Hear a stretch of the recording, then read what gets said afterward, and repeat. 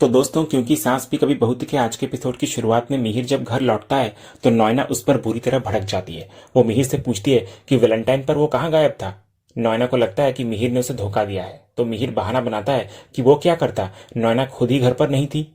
तो नॉयना इस बार मिहिर की बातों में नहीं आती। वो सीधे आरोप लगाती है कि मिहिर ने एलिमेंट रेस्ट्रो किंग में एक रोमांटिक टेबल बुक किया था, लेकिन उसे नहीं बताया। इधर नॉयना का शक पक्का होता है कि ये बुकिंग तुलसी के लिए की गई थी। तभी मिहिर इससे इनकार करता है और कहता है कि नॉयना पागल हो गई है। वो पूछता है कि क्या उसे लगता है कि तुलसी खुशी खुशी उसके साथ वैलेंटाइन डे मनाने आ जाएगी। तभी नॉयना खुलासा करती है कि उसने मिहिर के फोन पर एडवांस बुकिंग का मैसेज देख लिया था। ये सुनकर मिहिर पलटवार करता है और नॉयना पर जासूसी करने का आरोप लगाता है। वो पूछता है कि क्या नॉयना उसकी अनुमति के बिना उसका फोन चेक करती है। तो नॉयना सफाई देती है कि फोन टेबल पर था और मैसेज पर उसकी नजर पड़ गई, उसने जानबूझकर नहीं देखा। लेकिन वो फिर भी अपनी बात पर अड़ी रहती है कि टेबल किसके लिए बुक था। तो मिहिर कसम खाता है कि उसने कोई टेबल बुक नहीं किया, शायद कोई फ्रॉड हुआ होगा। तभी वहां देव आ जाता है और सारी गलतफहमी दूर करता हुआ नजर आता है। देव कबूल करता है कि टेबल उसने बुक किया था, वो भी मिहिर के कार्ड से। वो बताता है कि सलोनी के साथ उसका पहला वैलेंटाइन था, इसलिए उसने दादू का कार्ड इस्तेमाल कर लिया जो उसके पास ही रह गया था। इतना बोलकर वो मिहिर को उसका कार्ड लौटाता हुआ नजर आता है। तभी मिहिर इधर राहत की सांस लेता है, लेकिन नॉयना का शक अभी भी पूरी तरह नहीं गया होता। वो देव से पूछती है कि अगर उसने टेबल बुक किया था तो वो वहां आया क्यों नहीं। नॉयना बताती है कि वो रेस्टोरेंट बंद होने तक वहीं पर थी। तभी देव बड़ी चतुराई से जवाब देता है कि उसने नॉयना को टेबल पर देख लिया था। उसे लगा कि दादू भी आने वाले होंगे, इसलिए बड़ों के सामने वे वहां कैसे रुक सकते थे, इसलिए वे कहीं और चले गए। तो देव की इस सफाई से नॉयना शांत हो जाती है और देव माफी मांगकर वहां से निकल जाता है। फिर देव के जाने के बाद मिहिर नॉयना को समझाता है कि वो बेकार में शक करती है। तो नॉयना अपनी परेशानी बताते हुए कहती है कि वो रेस्टोरेंट में अकेली बैठी रही और उसने 20 गिलास पानी और 8 कप कॉफी पी ली।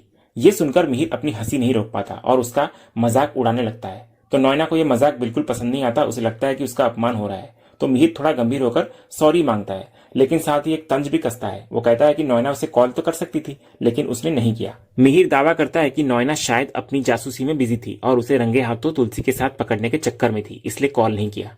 इसके बाद मिहिर खुद को टॉर्चर हुआ बताता है। वो कहता है कि एक तरफ वो पूरी शाम तुलसी के साथ कंसाइनमेंट और ट्रैफिक जैम में फंसा रहा और ऊपर से नॉयना उस पर शक कर रही है। तो फिर नॉयना अपनी गलती मान लेती है और कहती है कि उस एक मैसेज की वजह से सब गड़बड़ हो गई, जिसके लिए वो मिहिर से माफी मांगती है। फिर वैलेंटाइन डे की गलतफहमी दूर करने के बाद मिहिर अचानक नॉयना से महाशिवरात्रि की पूजा की तैयारी करने की बात कहता है। तो नॉयना ये सुनकर हैरान हो जाती है। वो मिहिर को याद दिलाती है कि पिछले 6 सालों में उसने कभी महाशिवरात्रि नहीं मनाई, तो अचानक इस साल ऐसा क्या हो गया। तो मिहिर बहुत ही बेफिक्री से जवाब देता है कि इस साल उसका मन है तो वो जरूर मनाएगा। इतना बोलकर मिहिर वहां से जाने लगता है, लेकिन जाते जाते वो मन ही मन असली वजह कबूल करता है और कहता है क्योंकि इस बार तुलसी जो आ गई है। अगले सीन में देर से घर लौटने पर वैष्णवी तुलसी को पूछती है कि वो उदास क्यों लग रही है। तो तुलसी बताती है कि वो उदास नहीं, बस थक गई है। तो लड़कियां उसकी थकान दूर करने के लिए उसे बाहर ले जाकर स्पेशल महाराष्ट्रियन फूड खिलाने का प्लान बनाती है, लेकिन तुलसी मना करती हुई नजर आती है। वो बताती है कि कल महाशिवरात्रि है और उसका उपवास है, इसलिए वो बाहर का खाना नहीं खा सकती। तो लड़कियां समझ जाती है और तुलसी को आराम करने देती है। अगली सुबह घर में हलचल मच जाती है। तुलसी बता रही होती है वृंदा और अंगद को कि बाप जी का फोन आया था और वे चाहते हैं कि 2 दिन के अंदर शादी हो जाए। तो अंगद और वृंदा हैरान होते हैं कि इतनी जल्दी सब कैसे होगा। तो तुलसी समझाती है कि ये बेटी का सवाल है और बाप जी की चिंता भी जायज है, क्योंकि 2 दिन बाद का ही शुभ मुहूर्त निकला है। इधर अंगद को लगता है कि अगर शादी हो जाए तो अच्छा ही है, फिर बाप जी की फैमिली से कुछ छुपाने की जरूरत नहीं पड़ेगी। इसके बाद तुलसी को मिहिर का फोन आता है। मिहिर इधर कहता है कि गौरव भाई का उसे फोन आया था, तो तुलसी भी इधर कहती है कि बाप जी का उसे भी फोन आया था।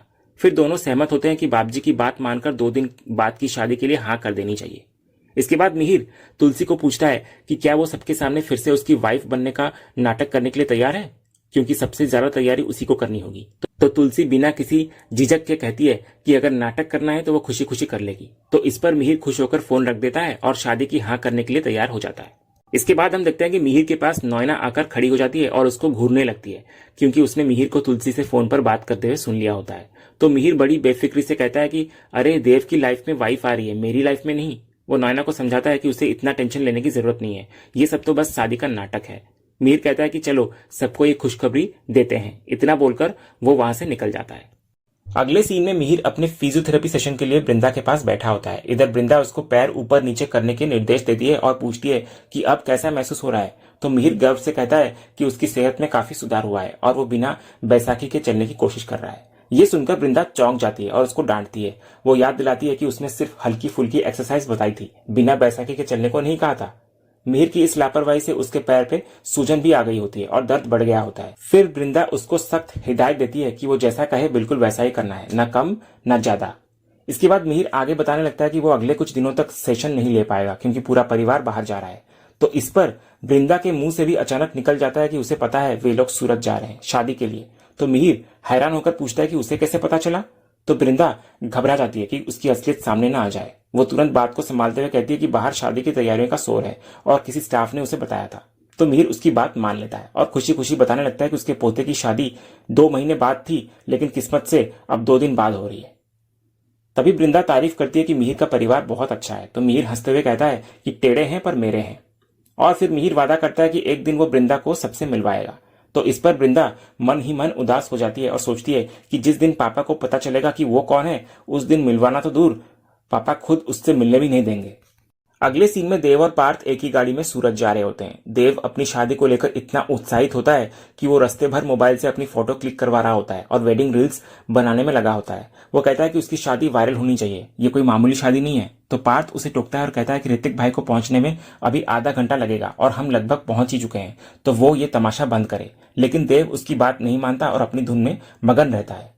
अगले सीन में मिहिर और तुलसी बाप जी के घर पहुंच जाते हैं। इधर गाड़ी में मिहिर मजाक में कहता है कि तुलसी की बातों में वक्त का पता ही नहीं चला। तो तुलसी इस पर मिहिर को घूरने लगती है और कहती है मैंने कोई बातें नहीं की, बल्कि सारी रास्ते तुमने बातें की। तो मिहिर फिर बात को संभाल लेता है। इसके बाद तुलसी को चिंता होती है कि वे झूठ की बुनियाद पर एक नए रिश्ते की इमारत खड़ी कर रहे हैं। तो मिहिर उसे समझाता है कि सलोनी सब कुछ जानती है और फिर भी रिश्ते के लिए तैयार है, तो इसमें टेक्निकली कोई गलती नहीं है। मिहिर याद दिलाता है कि अब फिर से खुशहाल पति पत्नी बनने का नाटक करने का समय आ गया है। इसके बाद गाड़ी से उतरकर तुलसी और मिहिर आंगन में लगे तुलसी के पौधे को प्रणाम करते हैं। पीछे से बाकी परिवार वाले भी आ जाते हैं। इधर तुलसी मन ही मन तुलसी माँ से माफी मांगती है। वो प्रार्थना करती है कि वो बच्चों का भविष्य बनाने आई है, लेकिन दिल पर एक बहुत बड़ा बोझ है। उसने और मिहिर ने बापजी और उनके परिवार को अपने रिश्ते के बारे में अंधेरे में रखा है, जो सही नहीं है। वो तुलसी माँ से विनती करती है कि सब कुछ संभाल ले। इसके बाद तुलसी और मिहिर बापजी के पैर छूने जाते हैं, लेकिन बापजी गुस्से में पीछे हट जाते हैं। वे दुविधा जताते हैं कि तुलसी को सदा सुहागन रहो का आशीर्वाद दे या नहीं। मिहिर को इधर कुछ समझ नहीं आता। तभी बापजी उनके सामने डिवोर्स के पेपर्स रखते हुए नजर आते हैं, जिसको देखकर सबके होश उड़ जाते हैं। और तभी हमको पता चलता है कि यह सब नोएना की एक गहरी साजिश का नतीजा होता है। इसके बाद हमें एक फ्लैशबैक दिखाया जाता है जहां सुच्चू नोएना पर अपना गुस्सा उतार रही होती है। वो कहती है कि उससे अब ये सब बर्दाश्त नहीं हो रहा है कि नोएना हर वक्त मिहिर के पीछे भागती रहती है। सुच्चू नोएना को आईना दिखाते हुए कहती है कि मिहिर ने ना तो उसके साथ वैलेंटाइन डे मनाया और ना ही महाशिवरात्रि। फिर सुच्चू चेतावनी देती है कि अब सूरत में भी मिहिर तुलसी के साथ पत्नी बनकर रहेगा, तो नोएना का क्या होगा। सुचित्रा फिर नोएना को झकझोरते हुए कहती है तू मिहिर का डोरमैट बनना बंद कर दे। इस पर नोएना बहुत ही आत्मविश्वास और शातिर मुस्कान के साथ जवाब देती है कि अब वो डोरमैट नहीं बनने वाली। वो कहती है कि अब चेकमेट देने का वक्त आ गया है। फिर नोएना अपनी चाल का खुलासा करती है कि मैं दूंगी शय और तुलसी और मिहिर का रिश्ता खाएगा मात। वो बताती है कि उसने बापजी के पास एक ऐसा बम भेज दिया है जो मिहिर और तुलसी के डिवोर्स का सच सबके सामने ला देगा। नोएना का मकसद साफ होता है। वो चाहती है कि ये सच बाहर आए, शादी टूटे और सारा इल्जाम तुलसी पर आ जाए। तभी सुच्चू चिंता जताती है कि अगर ये सच सामने आया तो शांति निकेतन हाथ से निकल जाएगा, लेकिन नोएना साफ कर देती है कि उसको शांति निकेतन से कोई मतलब नहीं है। उसके लिए शांति निकेतन की अहमियत तभी है जब मिहिर उसका है। नोएना को यकीन होता है कि इस खुलासे के बाद मिहिर और तुलसी के बीच इतनी गलतफहमियां बढ़ जाएंगी कि उनका डिवोर्स पक्का हो जाएगा और अंत में मिहिर उसे मिल जाएगा। फिर फ्लैशबैक खत्म होने पर बापजी तुलसी और मिहिर से बहुत ज्यादा नाराज होते हैं। उन्हें लगता है कि उन दोनों ने भरोसा तोड़कर बहुत बड़ा धोखा दिया है। वे कहते हैं कि उन्होंने आंख बंद करके रिश्ता जोड़ने की कोशिश की, लेकिन बदले में इतना बड़ा झूठ मिला। तभी बापजी की बहन कांता अपनी बात साबित होने पर आग में घी डालती है। वो याद दिलाती है कि उसने तो पहले ही कह दिया था कि इन दोनों का तलाक होने वाला है, लेकिन तब किसी ने उसकी बात नहीं मानी और उसे ही झूठा ठहरा दिया। कांता आरोप लगाती है कि असली झूठे तो ये लोग हैं, खासकर तुलसी। तभी नोएना यह सब देखकर मनी मन बहुत खुश नजर आती है। इसके बाद बापजी को अब भी यकीन नहीं हो रहा होता कि तुलसी जो हमेशा सच और सही के लिए खड़ी रहती थी, इतना बड़ा झूठ कैसे बोल सकती है। तभी मिहिर सफाई देने की कोशिश करता है, लेकिन बापजी उसको चुप करा देते हैं और कहते हैं कि अब सिर्फ तुलसी बोलेगी और सच बोलेगी। फिर बापजी सीधे सवाल करते हैं कि क्या डिवोर्स का कोर्ट ऑर्डर सच है और क्या तुलसी और मिहिर का तलाक हो रहा है। तो तुलसी के पास सच बोलने के अलावा कोई रास्ता नहीं बचता। वो कबूल कर लेती है कि हाँ, उसका और मिहिर का तलाक हो रहा है।